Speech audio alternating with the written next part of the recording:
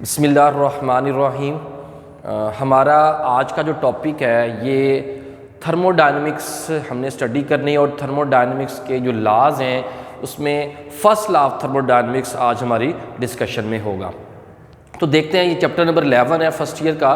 इस chapter number 11 के अंदर सबसे पहले डेफिनेशन देखते हैं कि ये थर्मोडायनेमिक्स क्या प्रोसेस है। ठीक है, थर्मोडायनेमिक्स किसे कहते हैं? By definition thermodynamics is the branch of physics in which we deals with the transformation of heat into other forms of energy। यानी जो हीट होती है इसको हम हीट से किसी और शक्ल में कन्वर्ट करें, किसी और एनर्जी में जो कन्वर्ट करते हैं, उस ट्रांसफॉर्मेशन को जो है उसकी जो स्टडी है that is called thermodynamics. Branch of physics in which we deals with the transformation, कि हम हीट एनर्जी को ट्रांसफ़र करके किसी और एनर्जी के अंदर, जैसे कि बहुत कॉमन जो इसकी एप्लीकेशन है कि हीट एनर्जी को आप मैकेनिकल एनर्जी के अंदर जो है वो कन्वर्ट कर रहे होते हैं। तो ये ट्रांसफॉर्मेशन है, ये जिस फिज़िक्स के अंदर, फिज़िक्स की जिस ब्रांच में इसको स्टडी किया जाता है दैट इज़ कॉल्ड थर्मोडायनेमिक्स।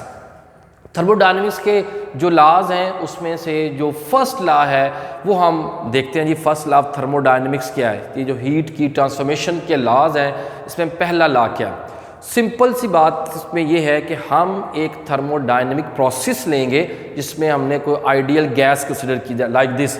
ये हमारे पास एक कंटेनर है जिसके अंदर हमने ये पिस्टन लगाया और इसके अंदर एक गैस को इनक्लोज किया हुआ है। अगर गैस को इनक्लोज किया है तो इसका कोई ना कोई प्रेशर है, कोई ना कोई वॉल्यूम है, कोई इंटरनल एनर्जी है। इसके ये क्या है? ये पैरामीटर्स हैं इस वक्त। ठीक है, अब हम क्या करते हैं? हम इसके अंदर एनर्जी को इंसर्ट करते हैं इसके अंदर। इसमें से एनर्जी हम हीट को निकाल भी सकते हैं, हीट को डाल सकते हैं। लाइक हम इसके अंदर हीट एंटर करते हैं हीटिंग की मदद से। तो ये हीट क्या करेगी? हीट एक एनर्जी की एक फॉर्म है। हम इसको किसी ना किसी और फॉर्म में, जैसे मैंने बताया, मैकेनिकल एनर्जी के फॉर्म में कन्वर्ट कर सकते हैं। हम इस हीट को जैसे ही एंटर करेंगे ये हीट सबसे पहले इसकी इंटरनल एनर्जी को चेंज करेगी। इंटरनल एनर्जी क्या थी? इसका टेम्परेचर, इसकी काइनेटिक एनर्जी ऑफ मॉलिक्यूल्स। तो जब ये हीट किया तो इसने काइनेटिक एनर्जी ऑफ मॉलिक्यूल्स को इंक्रीज कर दिया। और अगर ये अमाउंट ज़्यादा हुई हीट की तो इंटरनल एनर्जी का चेंज आने के साथ साथ ये क्या करेगा? ये वर्क डन भी करवाएगा। हो सकता है, जैसे मैंने यहाँ बताया हुआ कि अगर मैं ये वॉल्स को कंसीडर ना करूँ कि ये मूवेबल नहीं है, फिक्स हैं, तो ये क्या होगा? पिस्टन जो है ये इसके ऊपर फोर्स रहेगी और ये क्या करेगा? ये वर्क डन कर देगा, थोड़ा सा एक्सपेंशन शो कर देगा। इसका मतलब क्या हुआ कि हम जो भी किसी थर्मोडायनेमिक प्रोसेस को लेते हैं उसमें जो हीट ऐड करते हैं सिस्टम के अंदर, वो क्या होती है? वो अपीयर होती है, हमें नज़र आती है as in the increase in internal energy. एक तो उसकी इंटरनल एनर्जी बढ़ती हुई हमें महसूस होगी, जो हम बढ़ते हुए हम उसको मेजर करेंगे, वो एनर्जी उसकी बढ़ रही है। और साथ साथ क्या होगा? ये डेल्टा यू से मुराद उसकी इंटरनल एनर्जी में जो चेंज आ रहा है, और plus the work done by the system. और बाकी जो एनर्जी आ रही होगी जो हमने उसको एंटर किया है वो एनर्जी उसके वर्क डन में कन्वर्ट हो जाएगी। अगर हम इस पर गौर करें तो ये basically law of conservation of energy है कि जितनी भी एनर्जी आपने हीट की फॉर्म में उस सिस्टम को दी है, उस सिस्टम ने क्या किया? उस एनर्जी में से कुछ एनर्जी अपनी इंटरनल एनर्जी के इंक्रीज करने में इस्तेमाल कर ली, और जो बाकी एनर्जी बची है उसको क्या हो गया? वो उसके अंदर वर्क डन की शक्ल में सिस्टम ने वर्क डन किया, एक्सपेंशन शो की, तो ये उसकी शक्ल में कन्वर्ट होगी। लेकिन जब हम इन दोनों को ऐड करेंगे ये आपकी टोटल जो इनपुट हीट थी उसके बराबर होगी, लाइक दिस। इसका एक्सप्रेशन है Q जो हीट एंटर की, U2 माइनस U1 से बना था। U1 इसकी इनिशियल पे स्टार्ट में जो इंटरनल एनर्जी थी, और U2 क्या है? जब आपने हीट एंटर की है तो उसकी जो इंटरनल एनर्जी है उसमें जो चेंज आ गया, जो इंटरनल एनर्जी नहीं बन गई, तो इन दोनों का जो डिफरेंस होगा that is equal to change in internal energy plus the work done. System कोई जो वर्क कर रहा है उसके अंदर जो है उसकी ये वैल्यू पुट की जाएगी। तो ये दोनों इस हीट के बराबर है। तो बेसिकली क्या है? ये law of conservation of energy है। अब इसकी दो बड़ी कॉमन सी एग्जांपल आपकी बुक के अंदर बताई हैं और डिस्कस की हैं। जैसे कि एक उसने लिखी है जी कि जो बाइसिकल पंप है इसके ऊपर इसने इस डेफिनेशन को अप्लाई किया। आप देखें बाइसिकल पंप बेसिकली क्या होता है? ऐसे आपके पास एक ट्यूब सी होती है जिसके ऊपर यहाँ पर कोई आउटलेट होता है। ठीक है। और इसके अंदर क्या होता है, यहाँ पर एक पिस्टन टाइप होता है और इसको हम यहाँ पर इसके ऊपर हैंडल लगा देते हैं, ठीक है। अब जैसे ही आप इस हैंडल को प्रेस करेंगे, इसके अंदर जो एयर है वो क्या हो जाएगी, वो कंप्रेस हो जाएगी। जब एयर कंप्रेस होगी उसका वॉल्यूम कम हो जाएगा, वॉल्यूम कम होगा तो उसका प्रेशर बढ़ेगा, इसका टेम्परेचर बढ़ेगा। टेम्परेचर बढ़ने का मतलब है इंटरनल एनर्जी में इजाफा, क्योंकि हमने ये पीछे पढ़ा है लास्ट लेक्चर के अंदर कि जो टेम्परेचर होता है किसी भी गैस का या ऑब्जेक्ट का, वो उसके मॉलिक्यूल्स की एवरेज ट्रांसलेशन काइनेटिक एनर्जी होती है। इसका मतलब है कि जो हमने वर्क डन किया है वो उसकी क्या कन्वर्ट हो गया, चेंज इन काइनेटिक एनर्जी या चेंज इन इंटरनल एनर्जी। और साथ में अगर इसमें से हीट कंडक्ट हो गई है, बाहर चली गई है, तो हीट भी उसमें क्या सकती है, वो कन्वर्ट हो सकती है। लाइक अगर मैं इसकी इक्वेशन लिखूं तो मैं ये कह रहा हूं जितना भी वर्क डन कर रहा हूं मैं इसी इक्वेशन कर रहा हूं, इसको वहां ले जाकर क्या कर दूंगा मैं, ऐसे डेल्टा यू माइनस क्यू, कि अगर उसकी इंटरनल एनर्जी बढ़ी और इसमें से हीट निकली है तो ये टोटल वर्क डन जो है इन दोनों के चेंज के बराबर होगा। यानी हमारी जो एनर्जी हमने इसको दी है, जो वर्क डन हमने किया, उसकी चेंज इन इंटरनल एनर्जी और हीट लॉस या गेन की शक्ल में क्या होगा, वो कन्वर्ट हो जाएगा। इसी तरीके से जो दूसरी एग्जांपल है वो ह्यूमन मेटाबॉलिज्म सिस्टम है। देखिए हम जो क्यों लेते हैं, हीट पैदा करते हैं किस तरह, जब हम खुराक खाते हैं उसके टूटने फूटने का जो अमल है मेटाबॉलिज्म एनाबॉलिज्म के प्रोसेस से, इसके अंदर क्या होता है, जो एनर्जी पैदा होती है वो एनर्जी कहाँ जाती है, वो एनर्जी सबसे पहले हमारी इंटरनल एनर्जी में इजाफा करती है। अंदर हमारे पास क्या होगा, मॉलिक्यूल्स की एनर्जी क्या हो जाएगी, वो इंक्रीज हो जाएगी। फिर उस एनर्जी को हम वर्क डन के लिए इस्तेमाल करते हैं, चलने फिरने सोने आने जाने के लिए हमें एनर्जी चाहिए। अगर हम खुराक नहीं लेते, अगर हम हीट नहीं लेते, अगर हम क्यू नहीं लेते और हम वर्क डन लेते हैं इस ऑब्जेक्ट से, तो हमारी इंटरनल एनर्जी क्या हो जाएगी, वो कम होना शुरू हो जाएगी। क्योंकि अगर आपने ये एंटर नहीं किया तो इन दोनों का जो सम है वो जीरो के बराबर रहेगा। मतलब ये है कि अगर ये आपके पास हो रहा है तो इसकी वैल्यू क्या हो जाएगी, कम होना शुरू हो जाएगी, जो ऐड होके आपके पास क्या रहेगा, कांस्टेंट रहेगा। तो basically law of conservation of energy की बेस पर जो है ये सारे के सारे प्रोसेस हमारे पास हो रहे हैं। आगे चलते हैं जी।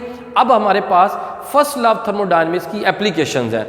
दो एप्लीकेशन यहाँ पे समझाई गई हैं, एप्लीकेशन और भी हैं लेकिन ये दो स्पेसिफिक केस लिए गए हैं, कंडीशनल केस लिए गए हैं। हम इनको इसी तरीके से इसकी जो इसकी कंडीशन है उसकी बेस पर इसको अप्लाई करेंगे फर्स्ट लॉ ऑफ थर्मोडायनेमिक्स को। जैसे कि फर्स्ट लॉ के अंदर पहली एप्लीकेशन है आइसोथर्मल प्रोसेस, कि अगर कोई आइसोथर्मल प्रोसेस लिया जाए और उसके ऊपर फर्स्ट लॉ अप्लाई किया जाए तो हमें क्या रिजल्ट्स मिलेंगे। पहले तो हमें पता होना चाहिए कि आइसोथर्मल प्रोसेस होता क्या है। आइसोथर्मल प्रोसेस ऐसे प्रोसेस को कहते हैं जिसके अंदर टेम्परेचर क्या होता है, सिस्टम का constant. The temperature of system remains constant. कोई भी थर्मोडायनेमिक प्रोसेस लें, वो ऐसा प्रोसेस हो उस पर कुछ भी करें लेकिन उसका टेम्परेचर चेंज ना होने दें, उसको कंप्रेस करें, उसको हीट करें, कुछ भी करें लेकिन उसका टेम्परेचर क्या हो, वो चेंज ना हो, तो फिर हम ऐसे प्रोसेस क्या बोलते हैं, ये आइसोथर्मल प्रोसेस है। लाइक मैंने डेफिनेशन लिखी। अब इस बात को समझे ज़रा, देखें टेम्परेचर कांस्टेंट रखना है और टेम्परेचर का ताल्लुक ट्रांसलेशनल काइनेटिक एनर्जी के साथ है। इसका मतलब है अगर टेम्परेचर कांस्टेंट है तो मॉलिक्यूल्स की काइनेटिक एनर्जी भी क्या रहेगी, कांस्टेंट। फिर हमने पढ़ा काइनेटिक एनर्जी का ताल्लुक इसकी इंटरनल एनर्जी के साथ है। इसका मतलब ये हुआ कि इंटरनल एनर्जी भी चेंज नहीं होगी। टेम्परेचर कांस्टेंट तो kinetic energy of molecule constant, और उसकी इंटरनल एनर्जी क्या होगी, वो चेंज नहीं रहेगी, वो कांस्टेंट रहेगी। तो फिर इसके अंदर देखें, जिसको कांस्टेंट कहा तो चेंज किसके बराबर आ जाएगा, जीरो के बराबर। अब ऐसे करते हैं, अब इस लॉजिक को, इस कंडीशन को हम फर्स्ट लॉ ऑफ थर्मोडायनेमिक्स पे अप्लाई करते हैं। देखें फर्स्ट लॉ ऑफ थर्मोडायनेमिक्स को लिखा तो ये आपके पास क्या आ गया, Q is delta U plus W. अब ये जो डेल्टा यू है हमारी कंडीशन के मुताबिक इसको क्या होना चाहिए, जीरो। इसका मतलब मैं इस इक्वेशन में से क्या कर दूंगा, गायब कर दूंगा। तो कंडीशन क्या बनी, Q is equal to W. बहुत इंपॉर्टेंट बात सामने आई। इसका मतलब है किसी भी आइसोथर्मल प्रोसेस को अगर आप हीट देते हैं वो सारी की सारी किस में कन्वर्ट होती है, हीट वर्क डन में। इसका मतलब इंटरनल एनर्जी में चेंज नहीं आएगा, सारे की सारी हीट जो आपने उसको दी है उसमें किस में कन्वर्ट हो गई, वो वर्क डन में कन्वर्ट हो गई। तो इसके आगे मजीद दो किस्में बनाई गई, दो टाइप्स बनाई गई। देखें हीट हम दे भी सकते हैं, हीट हम सिस्टम से ले भी सकते हैं आइसोथर्मल प्रोसेस के अंदर। जैसे सपोज ये आपके पास एक प्रोसेस है, इस प्रोसेस के अंदर मैं क्या करता हूँ, इसकी जो वॉल्स हैं और पिस्टन है इसको नॉन कंडक्टिंग बनाता हूँ, लेकिन जो बेस है इसको मैं क्या बनाता हूँ कि ये हमारे पास कंडक्टिंग है। अब अगर कंडक्टिंग है तो इसमें ये जो हीट एंटर हुई, ये हीट एंटर होगी तो काइनेटिक एनर्जी में इजाफा तो होगा, इंटरनल एनर्जी में चेंज तो आएगा, लेकिन हम क्या करते हैं, आहिस्ता आहिस्ता हीट को एंटर करते हैं, साथ ही इसमें एक्सपेंशन करना शुरू करते हैं, आहिस्ता आहिस्ता इसको एक्सपेंड करते हैं। तो जितना टेम्परेचर बढ़ा उतना टेम्परेचर एक्सपेंशन में क्या हो गया, कम हो गया। तो टेम्परेचर क्या रखा हमने, कांस्टेंट। लेकिन इस केस में हीट एंटर हुई, टेम्परेचर कांस्टेंट रहा, साथ में क्या करना पड़ा, वर्क करना पड़ा। इसका मतलब जितनी हीट एंटर हुई है सारी की सारी किस में कन्वर्ट हो रही है, वर्क डन के अंदर कन्वर्ट हो रही है। इसी तरीके से आप इसमें हीट निकाल सकते थे, हीट निकालते टेम्परेचर कम होता, आप साथ ही क्या करते हैं, पिस्टन को प्रेस करना शुरू कर दिया, टेम्परेचर क्या हो जाएगा, फिर बढ़ना शुरू हो जाएगा, तो टेम्परेचर कांस्टेंट रखा जा सकता है। तो ये मैंने दो इसकी बात बना दी कि अगर ये दोनों पॉजिटिव हैं, ये हमने लास्ट लेक्चर में पढ़ा था कि हीट पॉजिटिव और वर्क डन पॉजिटिव के जो कन्वेंशंस हैं वो क्या हैं। अगर हीट एंटर हो रही हो तो Q पॉजिटिव और वर्क डन सिस्टम कर रहा हो, एक्सपेंशन कर रहा हो, तो उसको क्या बोलते हैं, वर्क डन पॉजिटिव। तो इस मतलब ये इक्वेशन जो है ये आइसोथर्मल एक्सपेंशन की इक्वेशन है, क्योंकि अपना डेल्टा U 0 है तो आइसोथर्मल हो गया, और ये पॉजिटिव है तो ये आपके पास क्या आ रहा है, यहाँ पर एक्सपेंशन आ रही है। इसके बाद Q minus Q is equal to minus W, minus Q is equal to minus W. इसका मतलब क्या है, हीट सिस्टम से निकल रही है, और माइनस डब्ल्यू से क्या मुराद है, सिस्टम पर वर्क हुआ, इसका मतलब है कंप्रेशन हुई। तो मैंने पहले भी समझाई थी बात। तो ये जो इक्वेशन है ये आइसोथर्मल एक्सपेंशन की इक्वेशन है, तो जो मैंने आपके सामने यहाँ पर लिखी हुई है। अच्छा, अब अगली बात क्या है जी, अगली बात ये है इसके अंदर कि कंडीशन ये लगाई थी कि टेम्परेचर क्या है, कांस्टेंट है। अब टेम्परेचर कांस्टेंट की एक कंडीशन, एक बात हमने और पढ़ी है कि ये सारा कुछ किसके अंदर होता है, बॉयल्स लॉ को सेटिस्फाई करता है। अगर टेम्परेचर कांस्टेंट रखा जाए तो हमने इसके पहले लेक्चर के अंदर पढ़ा जिसमें प्रेशर ऑफ गैस बनाया, फिर हमने उस पर बॉयल्स लॉ, चार्ल्स लॉ को प्रूव किया। वहाँ हमने ये बात की है कि ये गैस इस लॉ को सेटिस्फाई करती है। तो फिर ये जो कंडीशन है आइसोथर्मल कंडीशन, ये कंडीशन बिल्कुल आपके पास कैसी कंडीशन है, लाइक अ बॉयल्स लॉ। इसका मतलब है यहाँ बॉयल्स लॉ भी सेटिस्फाई होगा। तो फिर बॉयल्स लॉ के मुताबिक प्रेशर और जो वॉल्यूम है इसका प्रोडक्ट क्या रहता है, वो कांस्टेंट। इसका मतलब है यहाँ पर अगर हम इसको हीट दे के साथ में प्रेशर इनका इंक्रीज या डिक्रीज करें, तो प्रेशर हम डिक्रीज किया तो वॉल्यूम क्या हो गया, इंक्रीज। यानी जितना प्रेशर डिक्रीज किया उतना आपको वॉल्यूम इंक्रीज करना पड़ेगा ताकि टेम्परेचर क्या रहे, इसका कांस्टेंट रहे।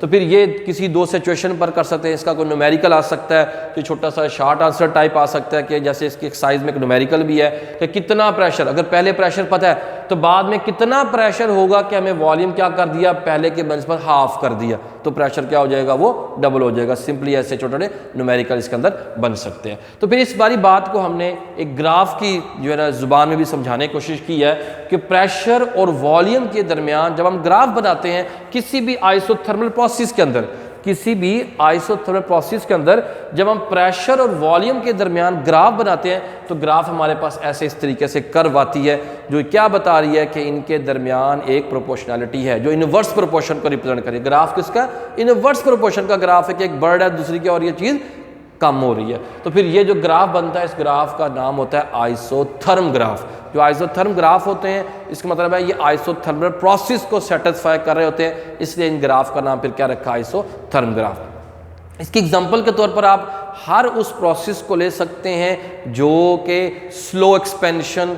स्लो कंप्रेशन के प्रोसेस होते हैं, वो सारे के सारे हम यहाँ पर जो है इसमें अंदर कंसीडर कर सकते हैं।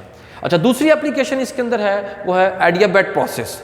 अब ये ऐसा प्रोसेस क्या है, ये प्रोसेस है ऐसा प्रोसेस, कंडीशन यानी इसकी क्या है कि सिस्टम को आइसोलेट करना होता है। यानी सिस्टम में ना तो हीट एंटर हो रही हो और ना सिस्टम से हीट बाहर जा रही हो, तो आइसोलेटेड सिस्टम को क्या बोलते हैं बेसिकली, एडियाबैट प्रोसेस। यानी अब इसमें क्या होगा, जैसे कंडीशन हमने यहाँ पढ़ी थी इसी तरीके से इसके अंदर भी कंडीशन को देखकर और फर्स्ट लॉ पे इसको अप्लाई करके देखते हैं कि हमारे पास सिचुएशन क्या आती है और किस तरीके से रिजल्ट्स हमारे सामने आएंगे। देखिए मैंने क्या लिखा है, हीट ना तो एंटर हो रही है और ना सिस्टम से निकल रही है, इसका मतलब है Q की वैल्यू हमारे पास इक्वेशन में क्या हो जाएगी, 0 हो जाएगी। तो फिर हम फर्स्ट लॉ को अप्लाई करें तो ये क्या हो गया, Q 0 delta U plus W। इसकी दो शक्लें बन सकती हैं, दो तरह से इसको लिखा जा सकता है। अगर तो मैं इसको यहाँ रखूँ और W को यहाँ ला के माइनस कर तो ये इक्वेशन बन जाएगी, और अगर मैं डेल्टा U को इस तरफ लेके आऊँ लेफ्ट पर और W को पॉजिटिव तो दो इक्वेशन बन गई। इसमें ये क्वेश्चंस क्या हैं, देखें ये है work done positive. Work done positive हमेशा कब होता है, जब एक्सपेंशन हो रही होती है। इसका मतलब है जब एक्सपेंशन हो रही होती है तो इसकी इंटरनल एनर्जी में कमी आ रही होती है, नेगेटिव। अब बाहर से तो हीट मिली नहीं, वर्क हो गया, एनर्जी हो गई, इसका मतलब ये है कि एनर्जी फिर उसकी इंटरनल एनर्जी है, उसने इस्तेमाल होकर वर्क डन करना है। जैसे मैंने पहले बात की, यहाँ बात कर रहा था मैं ह्यूमन मेटाबॉलिज्म के प्रोसेस के अंदर कि आप खाना ना खाएं लेकिन आप भाग दौड़ सारा दिन काम करते रहें तो आपकी जिस्म की एनर्जी, बॉडी की जो एनर्जी है वो क्या हो जाएगी, कम हो जाएगी। इसका मतलब बाहर से हीट नहीं आई लेकिन इंटरनल एनर्जी जो है ना यूज होगी किसके अंदर, वर्क डन। यानी work done is on the cost of your energy, आपकी एनर्जी की कॉस्ट पे वर्क डन हुआ है। तो ये प्रोसेस क्या हुआ, ये हमारे पास इसको कहेंगे जी एडियाबैट एक्सपेंशन, जिसमें इंटरनल एनर्जी क्या हो जाती है, कम हो जाती है और एक्सपेंशन होगी, work done by the system होगा। अगर मैं ये बात करूं तो ये क्या है, negative work done. Negative work done किसे कहते हैं जी, कंप्रेशन को कहते हैं। इसका मतलब ये हुआ कि जब आप सिस्टम को आइसोलेट करके उस पर कंप्रेशन करते हैं, उसका इंटरनल जो टेम्परेचर होता है, जो इंटरनल एनर्जी है वो क्या हो जाती है, वो इंक्रीज हो जाती है। सिस्टम पर वर्क हुआ नेगेटिव और इंटरनल एनर्जी का बढ़ जाना क्या हुआ, वो पॉजिटिव हुआ। तो फिर ये क्वेश्चन आपको क्या बता रही है, ये एडियाबैट कंप्रेशन को बता रही है। इसी तरीके से जैसे इसके अंदर बॉयज लॉ सेटिस्फाई किया तो इसकी जो स्टेट इक्वेशन होती है वो होती है P V gamma is equals to constant. हम किसी भी एडियाबैट प्रोसेस के अंदर अगर प्रेशर और वॉल्यूम के दरमियान रिलेशन देखना चाहते हैं, उसकी स्टेट की इक्वेशन बनाना चाहते हैं तो फिर P V gamma is equals to constant ये रहेगा। अब इसमें गैमा क्या चीज़ है, अगर किसी दो पॉइंट अप्लाई करना चाहें तो अप्लाई कर सकते हैं, बट गैमा क्या चीज़ है, ये यहाँ पर specific heat at constant pressure to specific heat at constant volume का रेशियो है गैस का। ये हमारे पास नेक्स्ट लेक्चर आ रहा है, उसमें डिटेल में हम पढ़ेंगे कि गैमा क्या है, सीपी और सीवी क्या चीज़ें हैं। तो आप फर्दर लेक्चर आ रहा है उसके इंतज़ार में है, इंशाल्लाह जल्दी आ जाएगा, तो उसको देखें तो आपको ये टॉपिक जो है बड़े अच्छे से क्लियर हो सकता है कि गैमा क्या चीज़ है। जो मैंने फर्स्ट ईयर के लेक्चर्स चैप्टर नंबर 8 के अंदर जब स्पीड ऑफ साउंड पढ़ाया था उस वक्त कभी मैंने इसका रेफरेंस दिया था, लेकिन अब हम वहाँ जाकर जो हमारे चैप्टर के नेक्स्ट टॉपिक्स में आ रहा है तो ये हमारे पास डिस्कशन का टॉपिक है, फर्दर देखेंगे इसको जी। अच्छा, अब जो है अगर मैं इसका ग्राफ बनाना चाहूँ, जैसे मैंने आइसोथर्म का ग्राफ बनाया था, आइसोथर्मल प्रोसेस का ग्राफ बनाया था, ऐसे एडियाबैट प्रोसेस का जो ग्राफ बनता है उसको एडियाबैट बोलते हैं। एडियाबैट ग्राफ क्या है जी, पी वी के दरमियान एक रिलेशन आ रहा है। अब कर्व देखें, ये कर्व ज़्यादा टिल्ट है, ये कम टिल्ट है, ठीक है। ये कर्व क्या है, ज़्यादा टिल्ट है, ये कम टिल्ट है। तो ये जो प्रोसेस है ये क्या बता रहा है, ये आपको एडियाबैट प्रोसेस बता रहा है। तो इसके नीचे वर्क डन की वैल्यू कम आएगी, इसके नीचे जो वर्क डन जो एरिया अंडर द ग्राफ आता है वो क्या आ रहा है, इसमें ज़्यादा आ रहा है, इसमें क्या आ रहा है, वो कम आ रहा है। इसका मतलब है एडियाबैट प्रोसेस के अंदर जो नेट वर्क डन होता है वो क्या होता है, वो कम होता है। ये जी दो एप्लीकेशन जो आपके सिलेबस के मुताबिक है, एप्लीकेशन और भी हैं। किसी किस्म का क्वेश्चन हो तो कमेंट सेक्शन में आप क्वेश्चन पुट करें, फर्दर इंशाल्लाह फिर उसके बाद बात करेंगे। Thank you very much.